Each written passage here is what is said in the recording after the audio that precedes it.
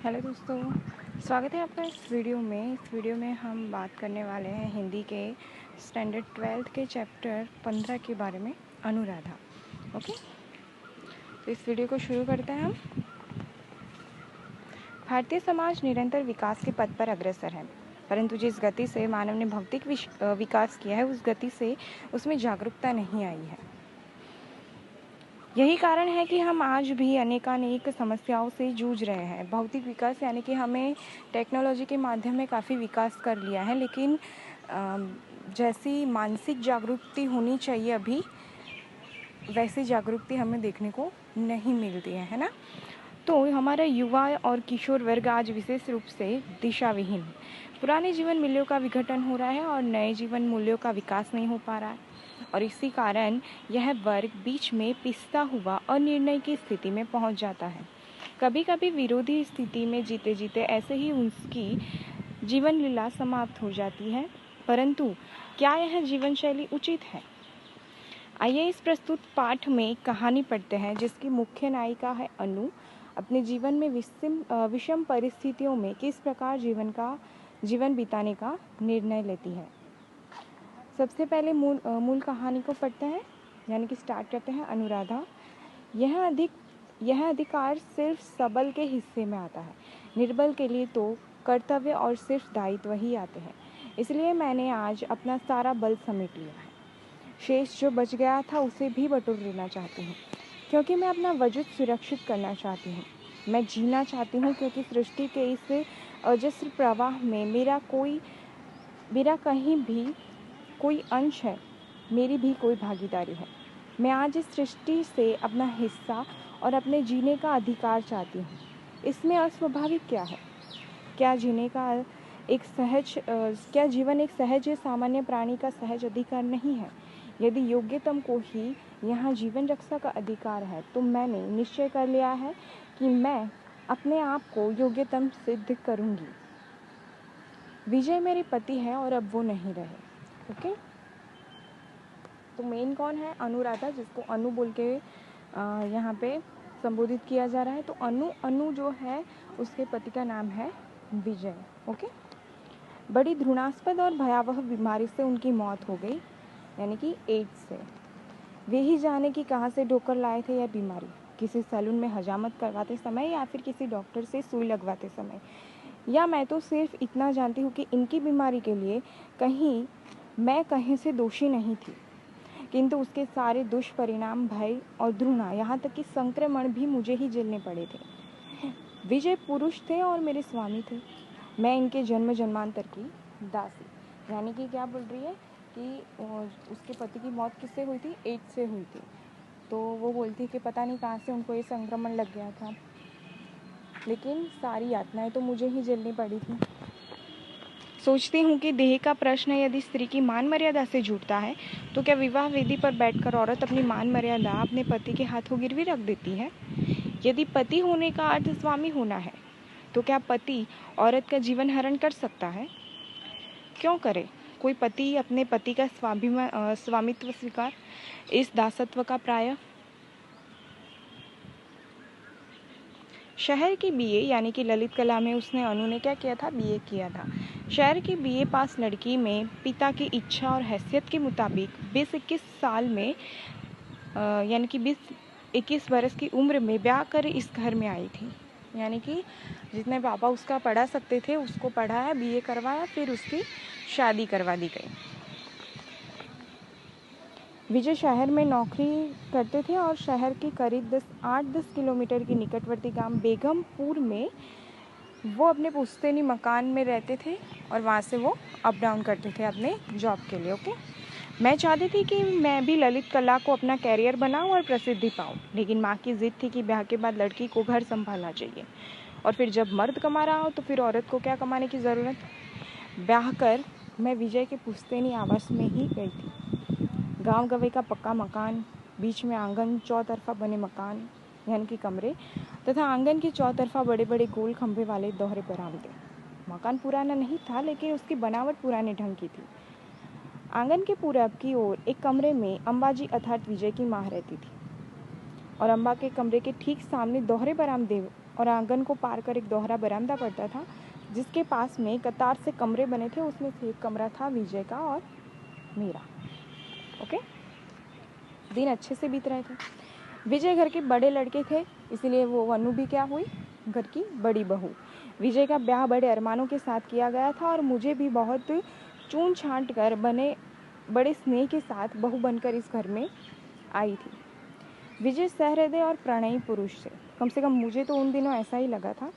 मैंने भी यथासंभव इस घर और विजय के प्रति अपने समर्पण में कोई कमी न आने दी। शुरू में सब ऐसा ही लगता है कि सब अच्छा चल रहा है ना, तो अनु ने भी अपने कॉम्प्रोमाइज़ में या फिर वहाँ पे सेट होने में कोई कमी नहीं आने दी। वो जल्दी ही वहाँ पे सेट हो गए।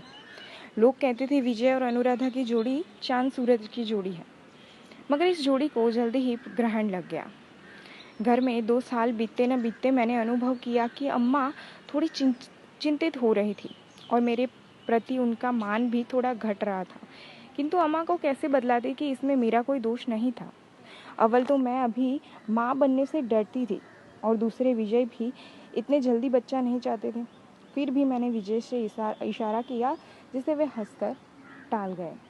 यानी कि 2 साल हो गए, लेकिन उनको कोई बच्चा नहीं हो रहा था। तो जो विजय की माँ थी वो उससे ज़्यादा बात ना करती, वैसे रहती थी, ठीक है। तो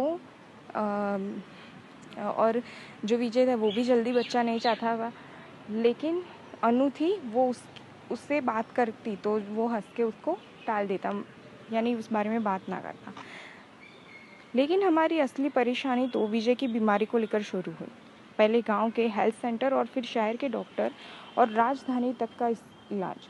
अंततः डॉक्टर ने घोषित कर दिया कि विजय का HIV पॉजिटिव है।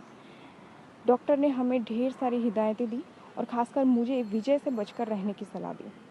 विजय की केस हिस्ट्री तैयार करके डॉक्टर ने हमें एक लंबा प्रिस्क्रिप्शन थमाते हुए कहा कि इन्हें दूसरे अस्पताल में ले जाइए, मैंने लिख दिया है। यानी कि उसके बाद भी असली बीमारी क्या स्टार्ट हुई कि विजय को HIV पॉजिटिव आया। तो डॉक्टर ने बोला कि अनु को बोला कि आप इससे दूर रहना, और लंबा प्रिस्क्रिप्शन तैयार कर दिया और बोला कि दूसरे अस्पताल में आप जाओ।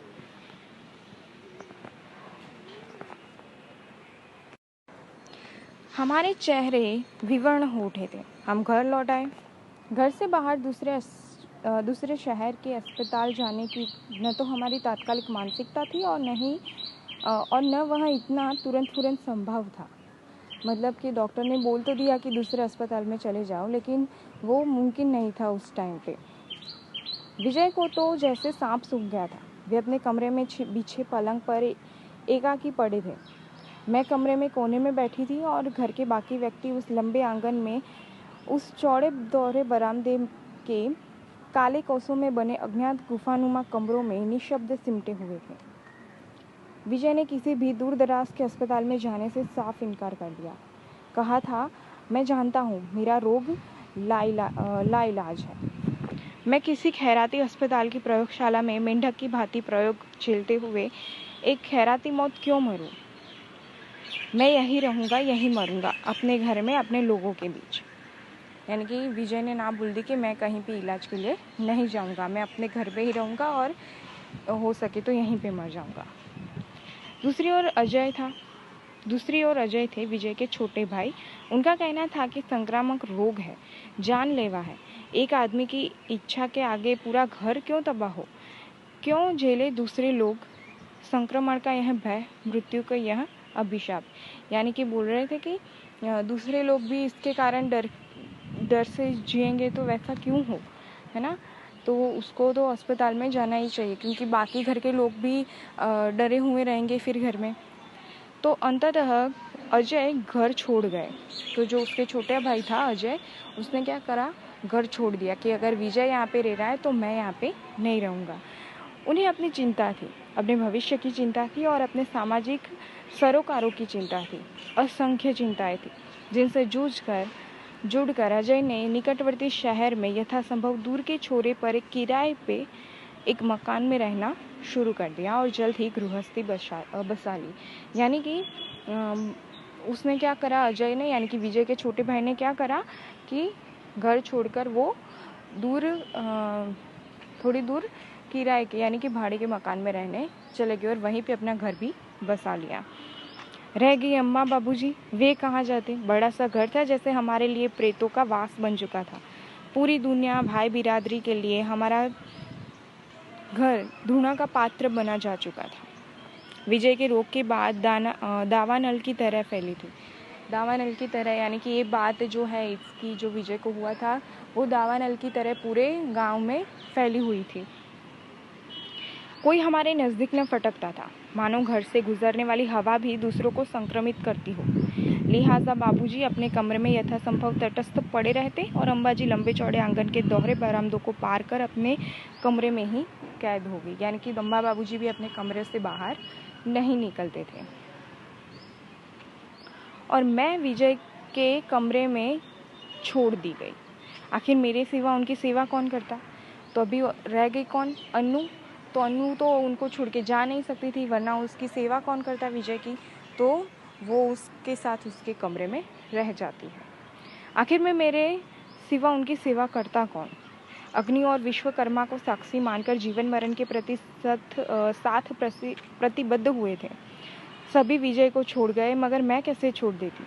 झूठ नहीं कहूँगी, मृत्यु का भय और उससे बढ़कर उसी बीमारी का भय मुझे भी आक्रांत करते थे। किंतु मेरे संस्कारों और सामाजिक मर्यादाओं के भय मेरे उस मृत्यु भय पर भारी पड़ते थे। यानी कि मुझे भी डर लगता था मुझे भी उस बीमारी से कि कहीं मुझे ना हो जाए ये वगैरह, लेकिन मैं उसे छोड़ के जा नहीं सकती थी क्योंकि समाज क्या कहेंगे, लोग क्या कहेंगे, वो डर मुझे उस मृत्यु के डर से भारी लगता था, बड़ा लगता था। तो मैं उसे छोड़ के नहीं जा सकती थी। मैं सोचती पढ़ लिख कर भी मैं संस्कार भ्रष्ट नहीं हुई। त्याग, सेवा, पति प्रेम जैसे भारतीय नारी सुलभ मूल्य आज भी मुझ जैसी सुशिक्षिता आत्मचैतन्य स्त्री को थामे हुए हैं। यानी कि मैं एक पढ़ी लिखी लड़की हूँ, लेकिन आज भी वो जो पुराने रीति रिवाज, जो विश्वास है कि एक संस्कारी लड़की होनी चाहिए या फिर शादी के बाद कैसी भी परिस्थिति हो अपने पति का साथ नहीं छोड़ती। तो मैं इतनी पढ़ी लिखी शिक्षित लड़की हूँ, लेकिन फिर भी वो सारी चीज़ें मुझे थामे हुए हैं। ओके, सच कहूँ कभी कभी तो मैं अहंकार भाव से भी भर उठती हूँ, लेकिन जल्द ही मेरे अहंकार, मेरी इन आत्मा मुक्तताओं से मेरी निष्कृतियों का दौर भी प्रारंभ हुआ। डॉक्टर की चेतावनी के बावजूद मैं विजय के कमरे में ही सोती थी, इसी 8x9 के डबल बेड पर, ताकि विजय एकाकी महसूस न करे। रात ढल रही थी, खाना जैसे भी हम खा सकते थे खा लिया था। विजय पलंग के एक ओर पड़े थे, करवटें बदल रहे थे और दूसरे छोर पर मैं असाध्य व्यथा से भरी हुई जाग रही थी। यानी कि वो एक ही बेड पर सो रहे थे, जबकि डॉक्टर ने चेतावनी दी थी कि इसे दूर रहना, लेकिन वो ऐसा नहीं कर रही थी। अनायास ही विजय के हाथ मेरे बालों को सहलाने लगे थे।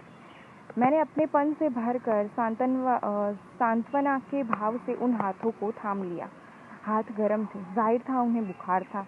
मैंने चरम व्यथा और करुणा से भरकर विजय की गर्म हथेलियों को अपने चेहरे और तकिए के बीच में रख कर दबा लिया। मन में आया चीख चीख कर रोऊं। तो विजय को क्या था, बुखार था, लेकिन और वो क्या रोना चाहती थी। न जाने कब मेरी आंखों से अश्रुधारा बहने लगी और वो रोने भी लगी। इससे विजय की हथेलियां गीली हो उठी थी। विजय अपने स्थान से खिसक कर और भी निकट आ गए थे। उन्होंने अपनी भ्रूण हथेलियों से मेरे चेहरे को स्पर्श करते हुए गौर से देखा।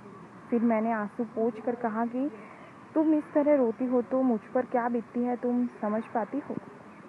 मैं जानता हूँ कि मेरी मृत्यु निश्चित है, किंतु मुझे इतनी शक्ति दो कि मैं जितने भी दिन जी सकूं, मृत्यु भय से मुक्त होकर जी सकूं। मैं अपनी मौत के दिन गिनना नहीं चाहता अनु, मैं जीना चाहता हूँ। और आंसू थमने की बजाय और भी प्रवाहमान हो उठे। विजय की व्यथा भी जैसे घटने की बजाय मेरे आंसुओं से अधिक तीव्र हो उठी थी। यानी कि अनु को रोते हुए देख विजय, कैसी विचित्र परिभाषा थी प्यार की।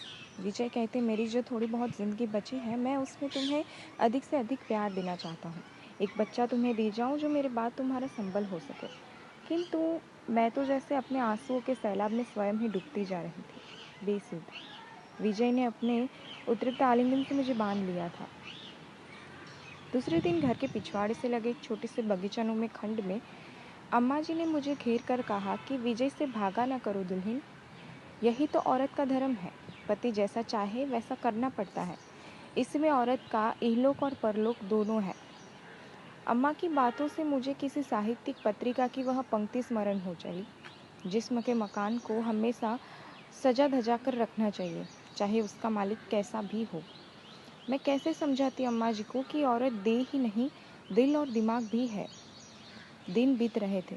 ऐसे ही घृणा, प्रेम, दया, क्रोध, जीवन मृत्यु, रोग शुश्रूषा के द्वंद्व में विजय प्रतिदिन छिंचते जा रहे थे। अब न उनके पास उनकी आक्रामक मुद्राएं बची थी और न ही वे उद्दाम दैहिक वासना। धीरे धीरे उनका बिस्तर से उठ पाना भी मुश्किल हो रहा था। ठीक है।